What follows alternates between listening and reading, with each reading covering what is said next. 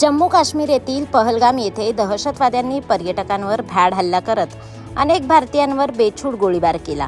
या गोळीबारात पर्यटकांचा मृत्यू झाला। या भ्याड हल्ल्याच्या निषेधार्थ आज देशभरामध्ये संताप व्यक्त केला जात असून विविध संघटनांकडून हल्ल्याचा निषेध करण्यात आला।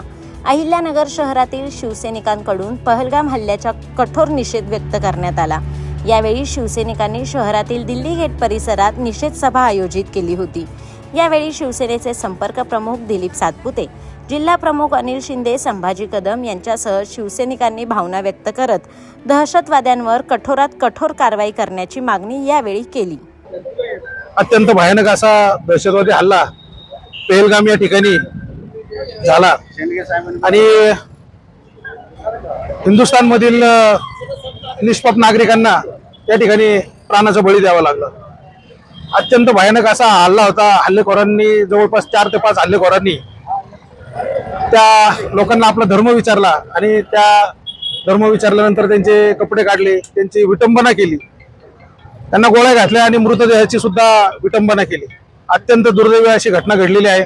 त्याचा अहिल्यानगर शहर शिवसेनेतर्फे प्रथम मी निषेध करतो आणि जे मृत पर्यटक आहेत त्यांच्या आत्म्यास चिर शांती लाभो अशी भावपूर्ण श्रद्धांजली अहिल्यानगर शहर शिवसेनेतर्फे देतो। पहलगाम येथे जे हिंदू पर्यटकावर जो दहशतवाद्यांनी जो भ्याड हल्ला केला त्याच्या निषेधार्थ आज शिवसेनेच्या वतीने नगर शहरामध्ये आम्ही या ठिकाणी त्या सर्व दहशतवाद्यांचा निषेध करत आहोत।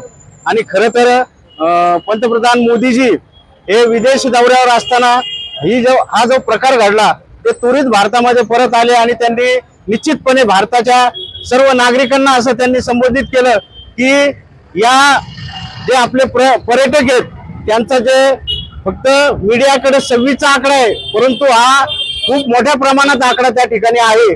अजून तो बाहेर येण्यासाठी त्याचे मीडिया सगळा शोध घेत आहे।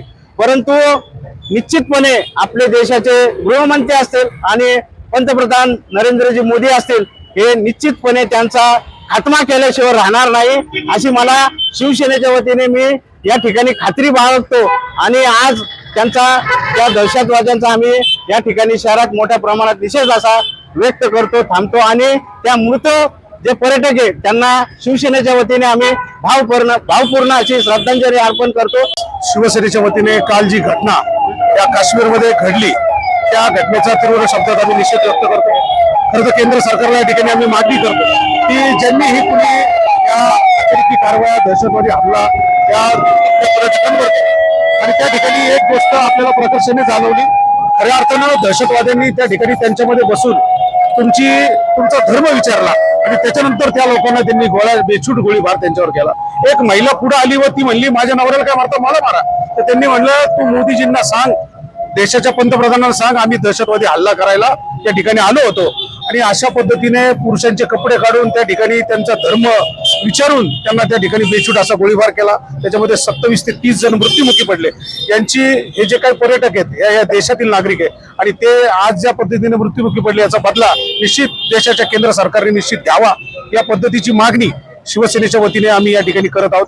खरं तर या बेछूट गोळीबार करणाऱ्यांना कंठस्नात आपण त्वरित घालावं व या हल्ल्याची जबाबदारी ज्या दहशतवादी संघटनेने घेतली त्याचा देखील नायनाट करावा।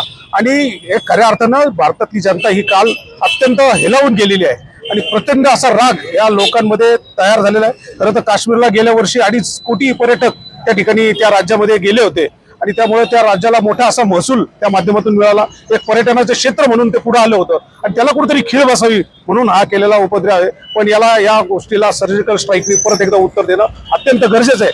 हा देशाचा मान उंचवणारा आणि मान खाली घालणारा प्रसंग त्या देशावर ओढवलेला आहे, त्याच्यामुळे याला उत्तर हे निश्चित दिलं गेलं पाहिजे।